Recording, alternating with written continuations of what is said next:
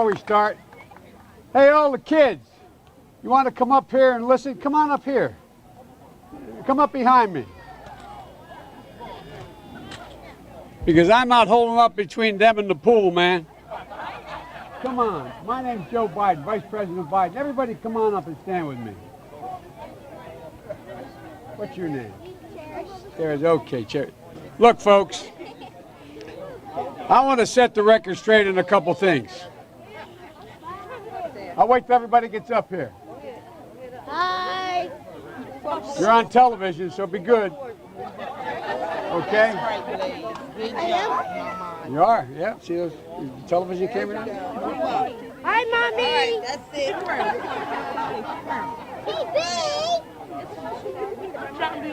All right. Can everybody be quiet for just a minute? You're on TV, so you got to be quiet a little bit.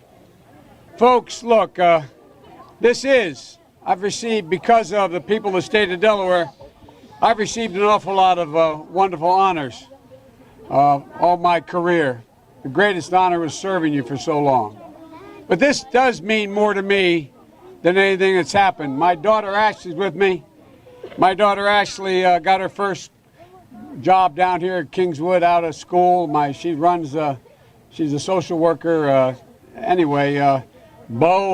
Bo is associated here. Anyway, the point I want to make is I owe you all. I owe this neighborhood. I learned so much. I was a kid from suburbia. I lived out in Mayfield in a split-level home with my grandpop living with us and in a 3-bedroom home with 4 kids, my grandpop. And folks, when it's a whole 100 years ago, but I was a senior in high school, and Przicki turned out to be a great athlete at the University of Delaware, but I was runner-up the state scoring championship here in football. I wasn't bad either. And but I wanted to get more involved. And I realized I lived in a neighborhood where I'd turn on the television and I'd see and listen to Dr. King and others. But I didn't know any black people. No, I really didn't. You didn't know any white people either. That's the truth. So I wanted to work here. And there's my daughter Ashley. Come on up here, Ash. And so what I did was I came down and I applied to the city of Wilmington for a job. And I was the only white employee here. And I learned so much. I learned that folks that I work with, like Spencer Henry and Lafayette Jackson and a whole range of people, Jamie Rolls, a lot of great people who were my fellow lifeguards. There were 13 of us. I learned that they treated me as an equal. We used to go in what was not as modern as that. We used to go in the key room at lunchtime after a free swim and sit on the floor because it was nice and cool. And remember Boom Boom Cannon and a few other guys that worked here as well. And we'd sit there and we'd talk, and they'd ask me questions because I really was the only white guy they really knew. And they'd ask me questions about everything, things that just startled me. I remember one time, I won't mention which lifeguard, said, "Do I have a jerry can, a 5-gallon can for gasoline?" And I said, "No, I don't." I said, "But what do you need it for?" He said, we're going down to see my grandmama in North Carolina. We can't stop at most gas stations. They won't let us stop at most gas stations. I learned a lot. And I learned that it makes a difference. This was the diving board area, and I was one of the guards, and there was a 3-meter board. And if you fell off sideways, you landed on the darn cement over there. And Corn Pop was a bad dude. And he ran a bunch of bad boys. And I did. And back in those days, to show how things have changed, one of the things you had to use, if you used pomade in your hair, you had to wear a bathing cap.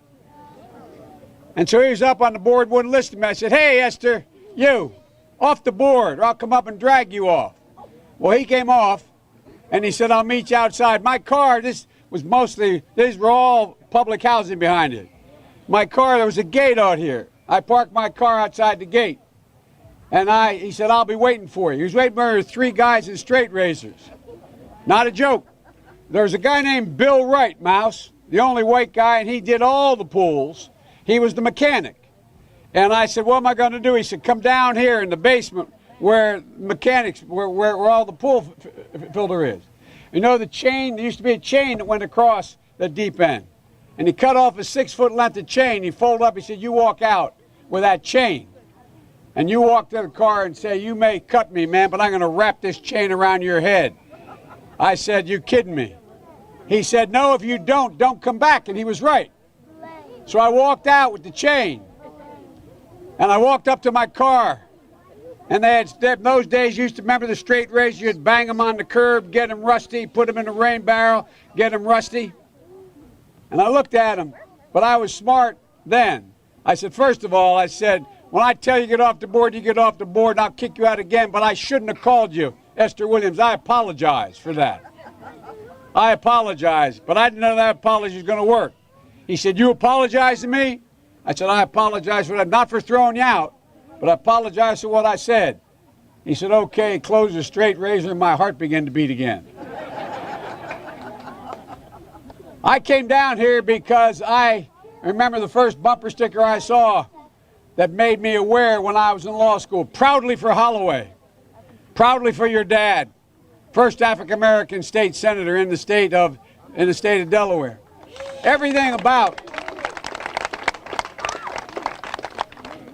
And by the way, you know, I sit on the stand and it get hot. I got hairy legs that turn